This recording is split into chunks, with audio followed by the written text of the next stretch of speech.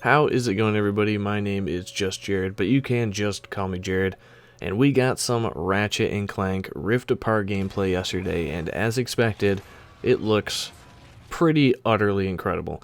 After gushing over the visuals, the new female lobbacks, I'm not a furry, I promise, and the always fun Ratchet and Clank gameplay we all know and love, here I am finally with a video on what was shown off in terms of loot. We're going to be talking about the handy dandy, ultra powerful, super epic, sometimes incredibly weird, like turn your enemies into sheep weird, guns and weapons in Rift Apart. Also the armor. We're going to talk about the armor too, because armor is returning, as well as any gadgets that we know about. So because of Nefarious, the villain for the millionth time in case you've forgotten, the dimensions are folding into themselves, which allows you, as Ratchet and as Rivet, the new female playable Lombax character that I swear I didn't dream about last night, to travel between these dimensions. Nefarious's dimension gun, or whatever he calls it, F's up the dimensions and brings our protagonist to one where he's in charge. And because of these dimensional shifts that happen, Ratchet and Clank get split up, and Clank ends up with Rivet.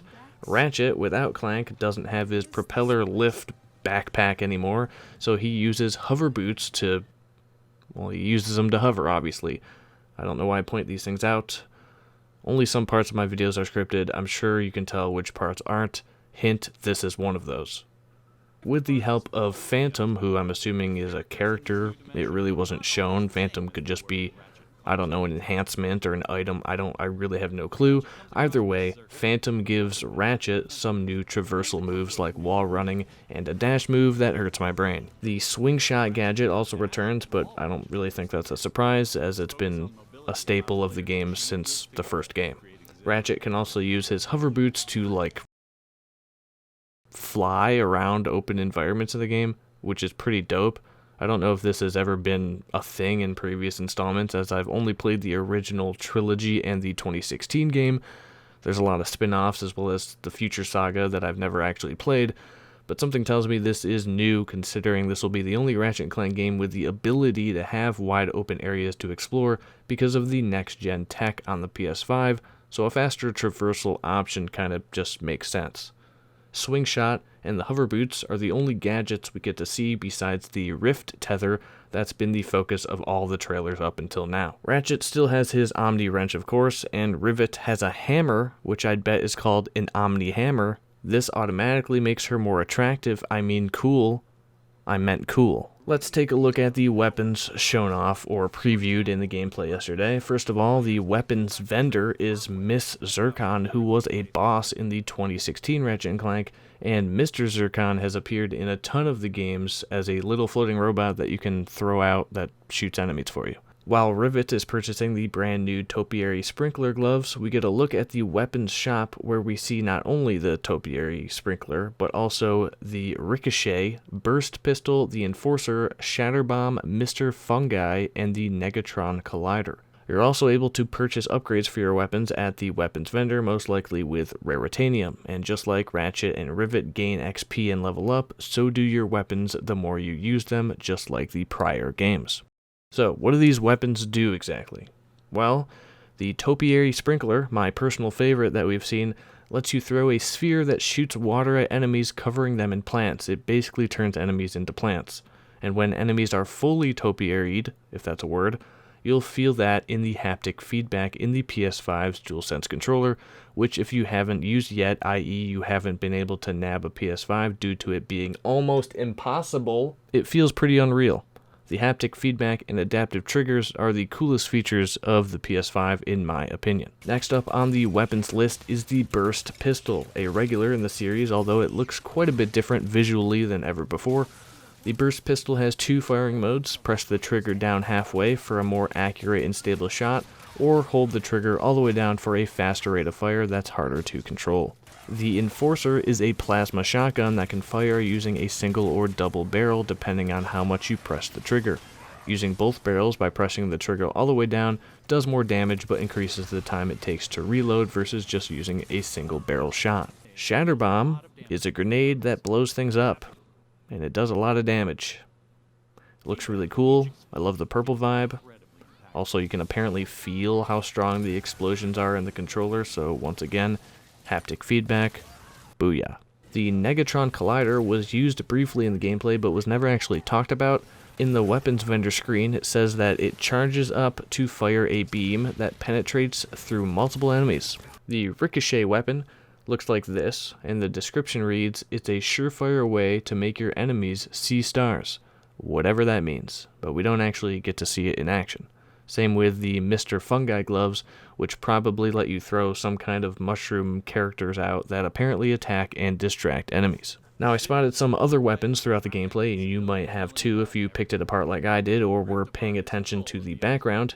In the beginning of the gameplay, when Ratchet meets Miss Zircon, there's a few weapon holograms on the wall of her shop. We can see what might be a new version of the Tesla coil from past games, which has gone under visual evolutions before, so it's not unlikely that we see another. We definitely see the Buzzblades gun here, which has appeared in multiple games, including the 2016 game. It fires saw blades, if you couldn't assume that from the name. Saw blades also ricochet off enemies and surfaces, because why not? There's a couple other weapons that are kind of off screen that we don't really get to see, but what we do get to see is the Ricochet gun, which confirms to me that these aren't just decoration or background flair. They'll actually be purchasable weapons in the game because we see the Ricochet when Rivet goes to the vendor later in the gameplay.